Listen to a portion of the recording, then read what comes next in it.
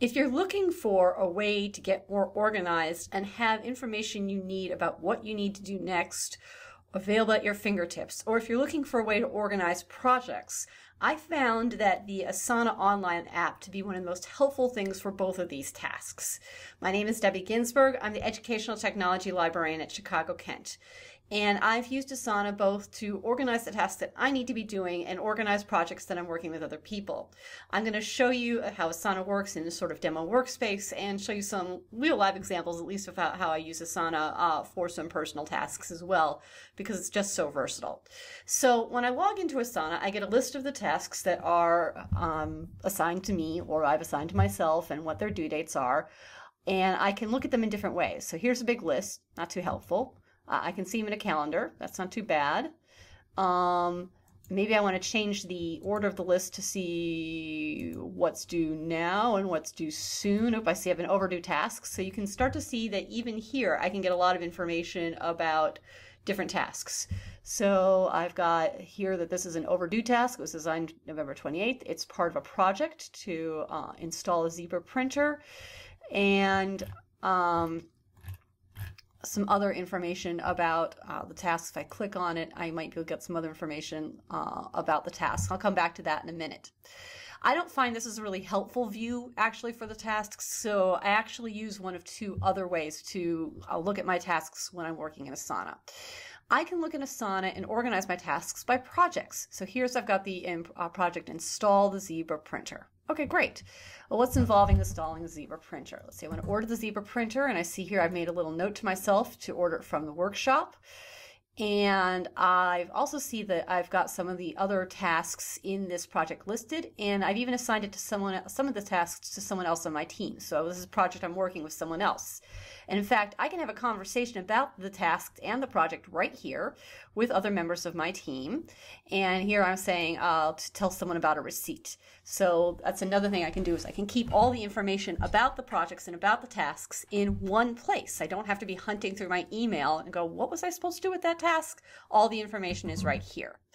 Adding new tasks is simple. I just click a line and I go download fonts and install fonts.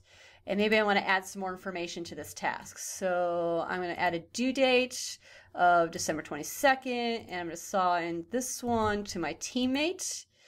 And I'm going to make this one due December 23rd, be using the little calendar up here. And I'm going to assign this one by clicking the assign button right here, and I'm going to assign it to me. So very simple, all taken care of.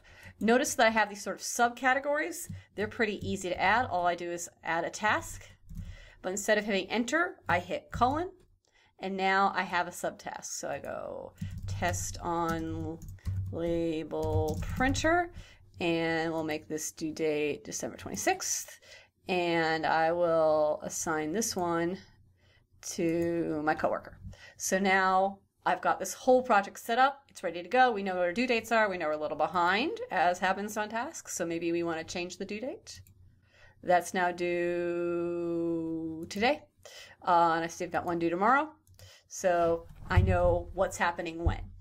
Now, sometimes you have projects that are recurring. So let's say every year you collect database statistics. So here's a typical plan to collect database statistics, pretty easy. And, you know, it's planned for the next few months, no problem. And the great thing about this is I can do this again next year because I can go here to project actions. I can archive the project when I'm done with it. I can see my archive projects later if I want. And I can copy the project when I want to do it again. Plus, now Asana has templates. I haven't explored those yet, but I think that would also be really helpful. So those are a couple ways that you can organize your tasks and your projects, assign them to other people, working with other people to keep everything in one place that everyone has access to. However, these days I'm not working on a lot of projects with other people, but I still have a giant to-do list. So I use Asana as a to-do list so I can keep my priorities straight. I have high priority tasks. Those are things that need to be done in the next couple of days. Next priority, maybe the next week or so. Low priority, next couple of months. And then I have waiting, where maybe I'm done with something and I'm waiting for someone to get back to me on a particular project. That way I can remember, oh yeah, this project's not done yet. I've done my part, but I'm waiting for someone else who maybe isn't in Asana for whatever reason to get back to me. Because Asana is really easy to use. As I showed you, adding a task is just click and press enter.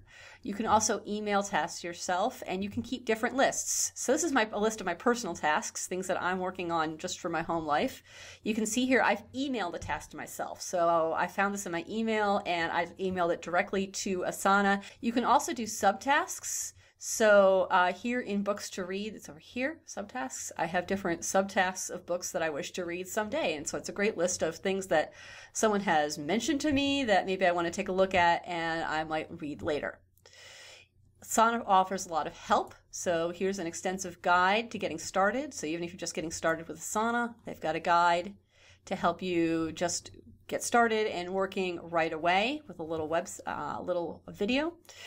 And like I said, you can work on teams. Teams are up for 15 people. So for a small library, this is great. Everyone can work in one space. For larger teams, they are billed. The price of each team member might depend on the size of the team. So you'll use the Asana website to calculate your costs. This is a tool that I use every single day. I refer to it to make sure that I've got everything I need to get done. I use it to sort of clean up my priorities, and I even have in my workspace a someday file of things that I might want to investigate someday, but just don't have time to do right now, but can check out every once in a while and go, yeah, that might be a good thing to look at now. So you can use this for all kinds of purposes, for teamwork, for your personal work, whatever works best for you. And of course, there are mobile apps for you to be productive on the road. Hope you find this useful. Check it out. It's free to check out. And if you don't like it, you can move on to one of the many different other task managers like Trello or Basecamp or whatever works best for you.